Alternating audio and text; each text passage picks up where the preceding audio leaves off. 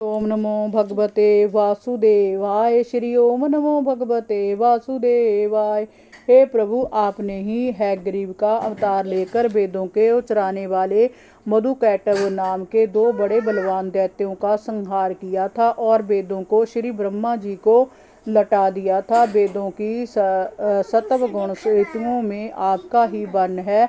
हे पुरुषोत्तम, आप ही समस्त प्राणियों के जन्मदाता हैं। आप ही उनका पालन करते हैं और आप ही उनका संहार कर देते हैं। समय समय पर अवतार लेकर आप प्रत्येक युग के धर्मों की रक्षा करते हैं। हे वैकुंठनाथ, मेरे मन की बड़ी दुर्दशा हो रही है। वह पाप और वासनाओं से कलुषित हो रहा है। प्राय वह नई नई कामनाओं की पूर्ति के लिए आतुर रहता है और हर्ष, शोक, काम, क्रोध, लोभ, मोह तथा अहंकार से लिप्त रहता है।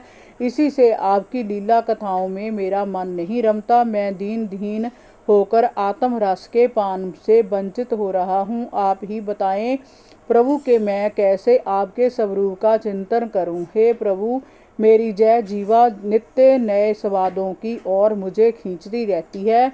मेरी काम भावनाएं मुझे सदैव सुंदर स्त्रियों की त्वचा की ओर आकर्षित करती रहती है। मेरा जय पेट प्रत्येक क्षण भोजन की तलाश में रहता है। मेरे कान मधुर संगीत सुनने के लिए ललायित रहते हैं। मेरी नासिका भीनी भीनी सुगंध को पाने में भागती रहती है। मेरे जय चंचल नेत्र सौंदर्य की तलाश में इधर उधर भटकते रहते हैं। मेरी तो कुछ दशा उस व्यक्ति के जैसी हो रही है जिसकी अनेक पत्नियां उसे अपने अपने शयन कक्ष की ओर खींच रही हों। इस प्रकार मेरे अंतर का जीव संसार रूपी बैतरनी नदी में गिरा हुआ है। जन्म और मृत्यु के चक्कर में पड़ा हुआ है। अनेक जन्मों से कर्म भोग करते करते थक गया हूँ, भयभीत हो गया हूँ। जय मन अपने प्राय के भेद को नहीं निकाल पाता। अब आप ही मेरी इस करुणिक दशा पर कृपा कीजिए और इस भव सागर से मुझे पार उतारिए। हे दीन जन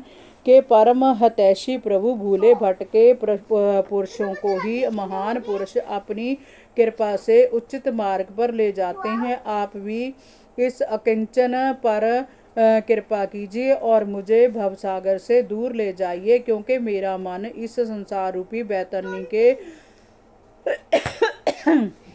कदापि नहीं लग रहा है। मेरा मन तो आपकी लीलाओं के ज्ञान में ही सदैव लगा रहता है। मैं अब तक उन मूढ़ प्राणियों के लिए शोक कर रहा था जो आपके गुणगान से विमुख होकर इंद्रियों का सुख ग्रहण करने के लिए संसार का भार ढोते रहते हैं।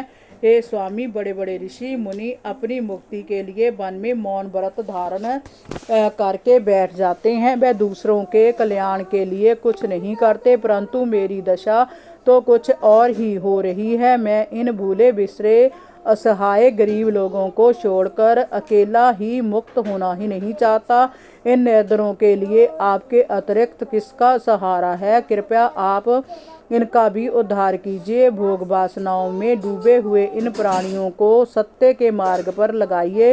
हे पुरुषोत्तम, विद्यमान आचार्यों ने मोक्ष प्राप्त करने के 10 साधन बताए हैं। मौन रहना, ब्रह्मचर्य का पालन करना, शास्त्रों का श्रवण करना, तपस्या करना, स्वाध्याय करना, सब धर्म का पालन करना, तर्क वितर्क से शत्रुओं की व्याख्या करना, एकांत सेवन करना, जप करना और समाधि लेना। परंतु जिनकी इंद्रियां वश में नहीं है, उनके लिए यह सभी साधन जीविका प्राप्त करने के साधन मात्र रह जाते हैं।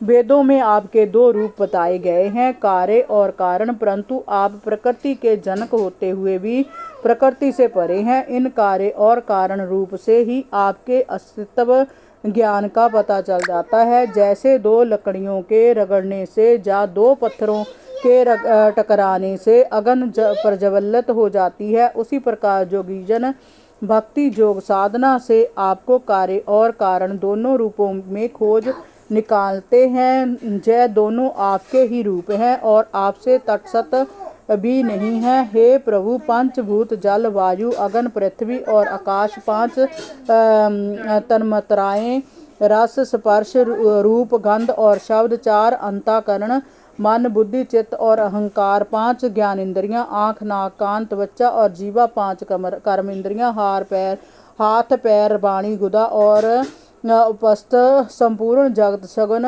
और निर्गुण रूप तथा प्राण तत्व सब कुछ आप ही हैं। जीवन और मृत्यु जश अपजश सब आपके ही आश्रित हैं। आप ही आदि हैं और आप ही अनंत हैं। ज्ञानी जन इस प्रकार आपकी स्तुति करते हैं, अपने कर्मों को आपको समर्पित करते हैं, आपकी सेवा और पूजा करते हैं, आपके चरण कमलों का चिंतन करते हैं, आपकी लीलाओं का श्रवण और कथन करते हैं, परंतु आपकी कृपा के बिना तो आपके चरण कमलों की भक्ति भी प्राप्त नहीं होती है। प्रभु मुझ पर कृपा करो, आप ही मेरे सर्वस्व हैं। युधिष्ठिर इस प्रकार प्रहलाद भगवान की स्तुति करके चुप हो गए। भगवान नरसिंह का क्रोध शांत हो गया था। उन्होंने प्रसन्न होकर प्रहलाद के सिर पर हाथ फेरा। भगवान नरसिंह ने कहा, प्रिय प्रहलाद, तुम्हारा कल्याण हो। हे दैत्य श्रेष्ठ, मैं तुझ पर अत्यंत प्रसन्न हूँ। हरि ओम नमो भगवते वासुदेवाय। श्री ओम नमो भगवते वासुदेवाय।